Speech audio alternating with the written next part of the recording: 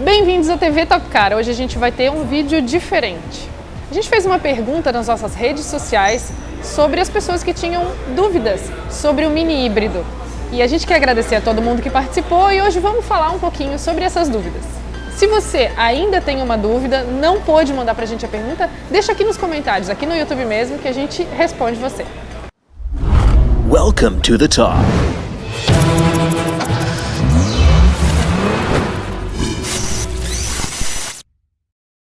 Então vamos à primeira pergunta. Qual é o ponto forte de um híbrido plug-in?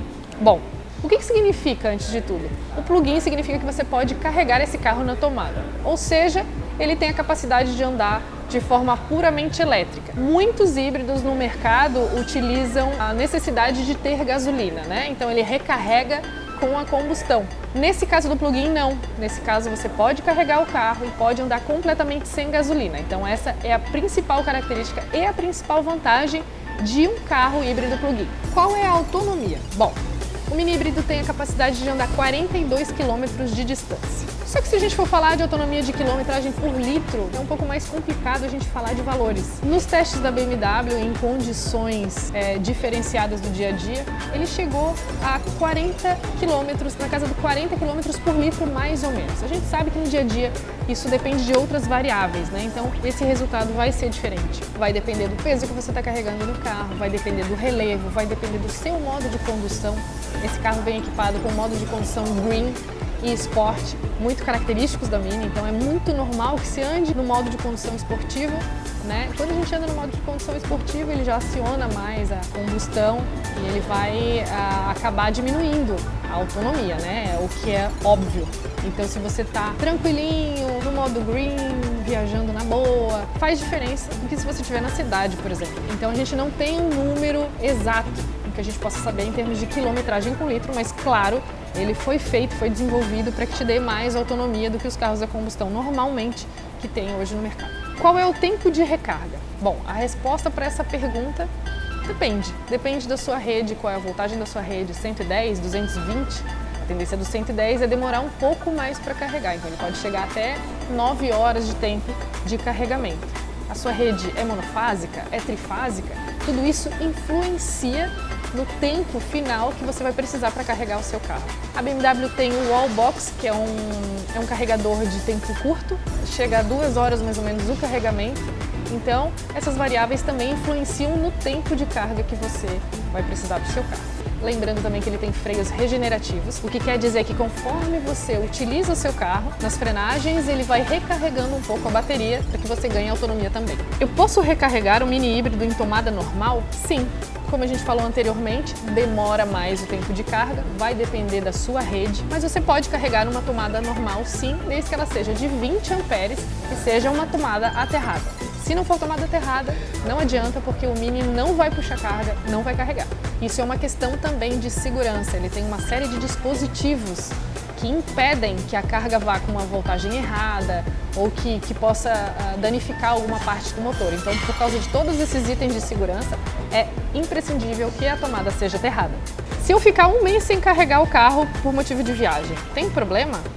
Bom, a gente está falando de um carro que tem necessidade de ser carregado. Nenhum tipo de dispositivo eletrônico, elétrico, você deve deixar perder 100% da bateria. Então é importante que você tenha um esquema para poder carregar o carro. Como eu disse anteriormente, ele tem vários itens de segurança que fazem com que variações na rede não influenciem e não danifiquem o carro. Então, se você tiver que deixar carregando por um tempo maior, deixar na tomada por um tempo X, ele também tem um sistema de programação de carregamento de bateria que você pode deixar carregando. Então, para aproveitar a vida útil da bateria e para que ela tenha a sua usabilidade em 100%, para que ela tenha eficiência, é importante que não deixe esse tipo de coisa acontecer, né? De repente pede para alguém carregar ou mesmo deixa ele na tomada por um período previamente programado no carro. Se eu sair por um fim de semana e deixar o carro carregando e ele ficar mais tempo na tomada do que precisa, pode danificar a bateria? Como eu disse anteriormente, ele tem dispositivos de segurança. Se tiver acontecido uma tempestade, se tiver uma variação na rede elétrica,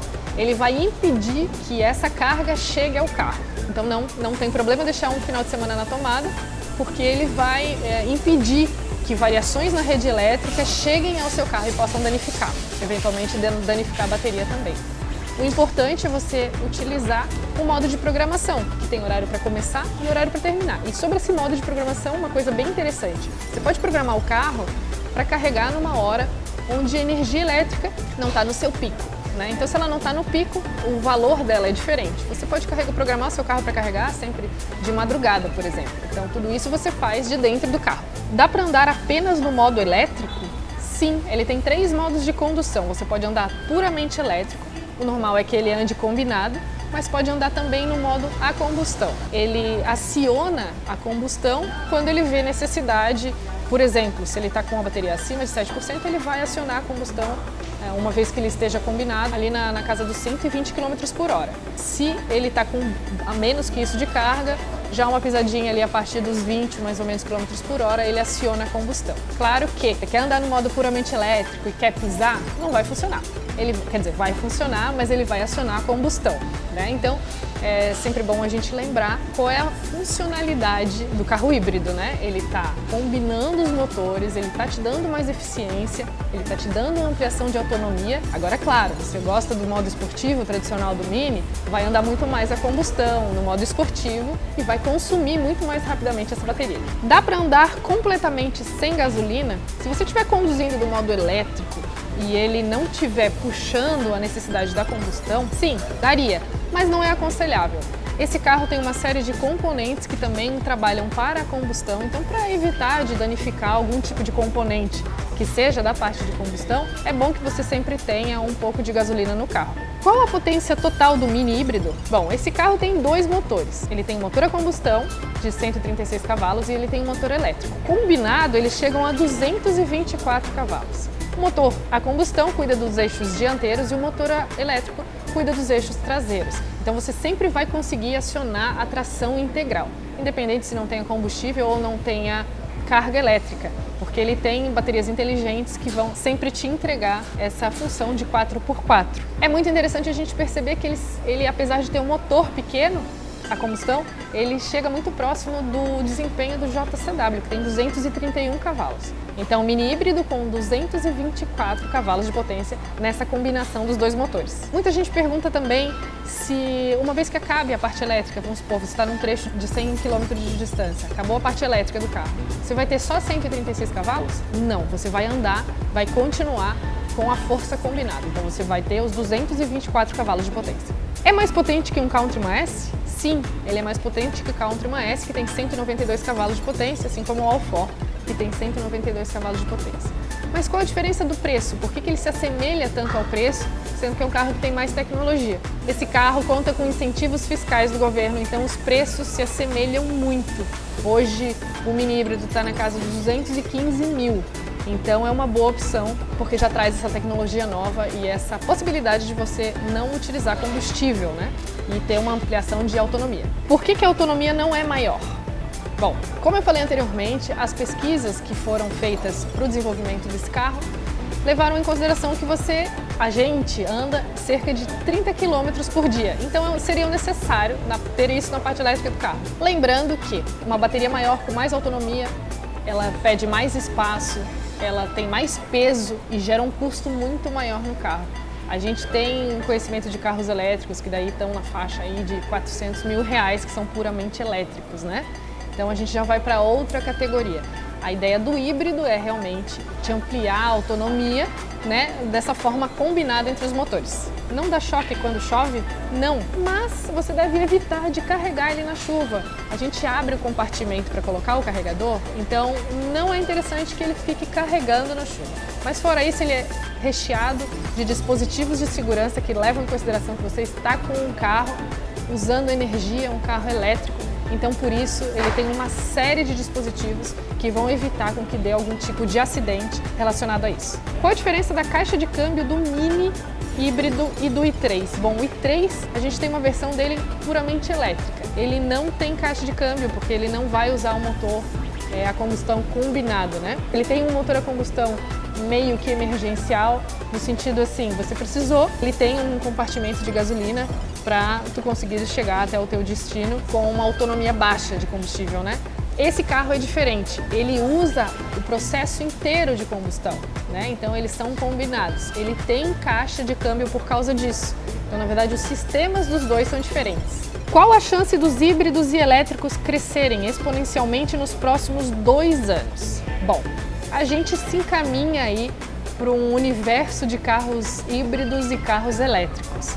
A chance é que em 5 anos o nosso cenário já seja bem diferente.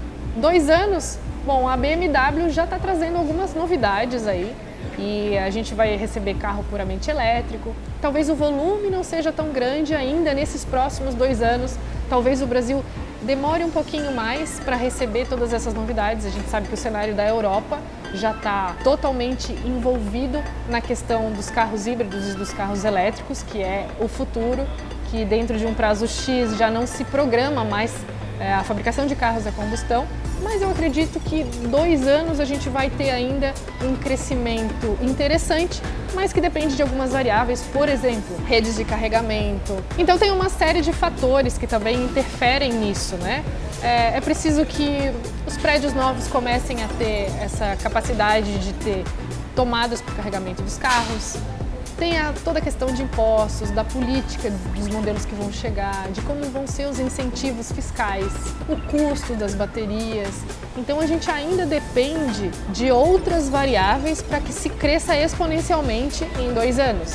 Mas a tendência é que as coisas rapidamente se encaminhem para que a gente possa tirar o máximo de emissão de gases do nosso mercado, né? Que é o objetivo final com essa coisa elétrica, que é a sustentabilidade e parar de emitir tantos gases e fazer tão mal ao meio ambiente.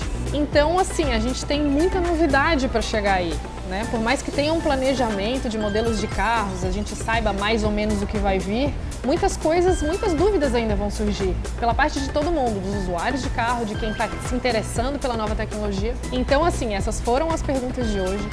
Se você tiver alguma pergunta que não foi respondida hoje, deixa aqui nos comentários.